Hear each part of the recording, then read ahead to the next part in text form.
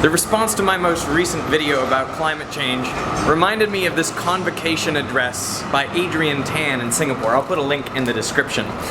He said, "Be hated." Seems like an odd piece of advice to give graduating students, but I think it's a good piece of advice. The theory goes that what does it take to be liked? Well, you just have to be generally agreeable and not have strong opinions about anything, not get anyone ruffled. But the truth is, there are many bad people out there in the world, and so if you're not pissing some of them off, then you're probably doing it wrong. So the idea is you've got to be hated from time to time. You got to stick to your principles and really say what you think. Just think of all the people who have made successful, positive changes to the world. They have always been hated, often by very many people. But then again, some people who have made negative changes to the world have also been hated, so, well, it's not a clear sign, but I think definitely to do good, you gotta be pissing some people off. This sentiment is echoed by Tim Ferriss in his book, The 4-Hour Workweek, where he says that the success of an individual is directly proportional to the number of uncomfortable conversations they're willing to have. Uncomfortable conversations they're willing to have. Yeah, that's what I was trying to say. These notions seem to run against a poem that I quite like called Desiderata. In that poem he says, "As far as possible, without surrender, be on good terms with all persons." So, I mean, I think that's a good idea as well. You should really try to get along with people. I mean, not just be a dick for the sake of it. But perhaps it's that as far as possible and without surrender part that means from time to time you can be disagreeable, and those are the necessary times.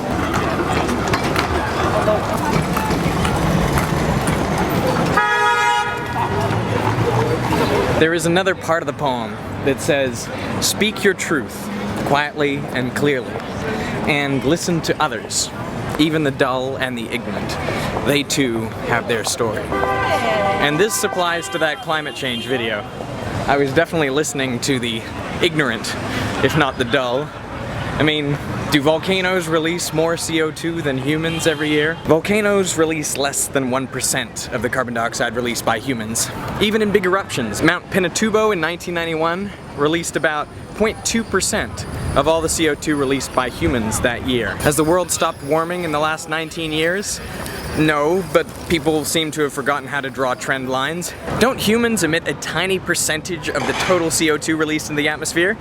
Yes, but it was a system that was in balance and we made it out of balance. And we can actually test the CO2 in the atmosphere by isotopic composition, and we can find exactly how much we're contributing to atmospheric CO2. We're adding about 15 gigatons a year, which has increased the level of carbon dioxide by about 120 parts per million in just over 120 years. That is a huge increase. Now those types of increases have happened in the past, but the normal time scale for a 100 parts per million increase would be something like 5,000 years, not 100 years. So this is a big shock to the system. I got pretty active in the comments responding to a lot of these things, and it took me a lot of time. And I think a lot of people would say that I shouldn't have bothered. Don't feed the trolls. I mean, it's conventional wisdom on YouTube just not to engage, especially with ridiculous things like climate change.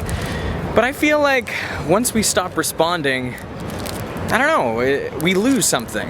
Like, we should all respect each other enough that we can have a discussion about it, even if they might be trolls, because sometimes they won't be, and sometimes you can change opinions. And also, if you just shut out the whole world and you never respond to anyone, then what kind of person have you become? There were people who watched that video and reportedly unsubscribed as a result of it. I have mixed feelings about it, because for one thing, I feel like it's these people that I really need to reach. These people could use the message that I'm trying to send more than anyone else.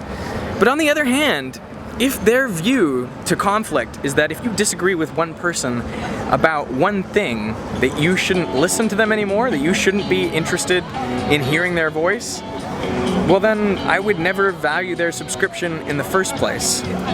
You should be hated. And if I'm doing something that makes me hated by these people, then I'm doing something right.